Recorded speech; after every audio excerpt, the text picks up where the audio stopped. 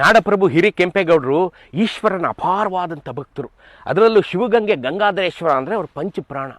ಪ್ರತಿದಿನ ಗಂಗಾಧರೇಶ್ವರನ ಪ್ರಸಾದ ತಗೊಳ್ಳದೇವರು ಊಟ ತಿಂಡಿ ಮಾಡ್ತಿರಲ್ಲ. ಹಿಂಗೆ ಇರ್ಬೇಕಾದ್ರೆ ಒಂದ್ಸಲಿ ಮಳೆಗಾಲ ಬಂದ್ಬಿಡುತ್ತೆ, ಘನಘೋರ ಮಳೆ. 1 ದಿನ 2 ದಿನ 3 ದಿನ ಆದ್ರೂ ಮಳೆ ನಿಲ್ಲಲ್ಲ. ಶಿವಗಂಗೆಯಿಂದ ಪ್ರಸಾದನೇ ತರಕ್ಕಾಗಲ್ಲ ಅಂದರೆ ಮಳೆ ಎಷ್ಟಿತ್ತು ಲೆಕ್ಕ ಹಾಕ್ರಿ. ಕೆಂಪೇಗೌಡರು ಉಪವಾಸ, ನಾನು ಪ್ರಸಾದ ಊಟ ಮಾಡಿದೆ ಮಾಡಲ್ಲ ಅಂತ ಪ್ರತಿದಿನ ಉಪವಾಸ. ಮನೆಯವ್ರಿಗೆಲ್ಲ ಚಿಂತೆ, ಏನು ಹಿಂಗಾಗ್ಬಿಡ್ತು ಅಂತ.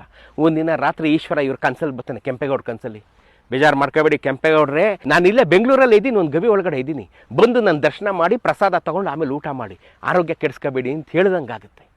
ಕೆಂಪೇಗೌಡರು ಬಂದು ನೋಡ್ತಾರೆ, ಒಂದು ಗವಿ ಒಳಗಡೆ ಒಂದು ಪುಟ್ಟದಾದಂಥ ಈಶ್ವರ ಕಾಣ್ತಾನೆ. ಅವನೇ ಗವಿ ಗಂಗಾಧರೇಶ್ವರ. ಕೆಂಪೇಗೌಡರು ಅದನ್ನು ನೋಡಿ ಅಲ್ಲಿ ಪೂಜೆ ಮಾಡಿ ಭಾಳ ಆನಂದ ತುಂದಿಲರಾಗಿ ಈಗ ನಾವು ಕಾಣುವಂಥ ದೇವಸ್ಥಾನನ ಕಟ್ಟಿಸ್ತಾರೆ.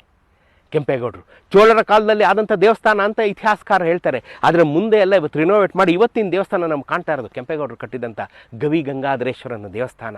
ಶಿವಗಂಗೆ ಅವನು ಗಂಗಾಧರೇಶ್ವರ, ಇವನು ಗವಿ ಗಂಗಾಧರೇಶ್ವರ, ಇಬ್ಬರೂ ಗಂಗಾಧರೇಶ್ವರನೇ. ಕೆಂಪೇಗೌಡರು ನೆಮ್ಮದಿಯಿಂದ ಊಟ ಮಾಡ್ತಾರೆ. ಪ್ರತಿದಿನ ಶಿವಗಂಗೆ ಇದು ಎರಡು ಕೆಂಪೇಗೌಡರು ಇರೋವರೆಗೂ ಪ್ರತಿದಿನ ನೋಡ್ತಿದ್ದಂಥ ದೇವಸ್ಥಾನ ಗವಿ ಗಂಗಾಧರೇಶ್ವರನ ದೇವಸ್ಥಾನ.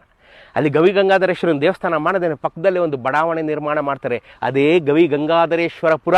ಇವತ್ತು ನಾವು ಗವಿಪುರ ಅಂತ ಕರಿತೀವಿ. ಗವಿಪುರಂ ಅಲ್ಲ, ಗವಿಪುರ. ಗವಿ ಗಂಗಾಧರೇಶ್ವರನ ಪುರ ಗವಿಪುರ. ಹೆಂಗೆ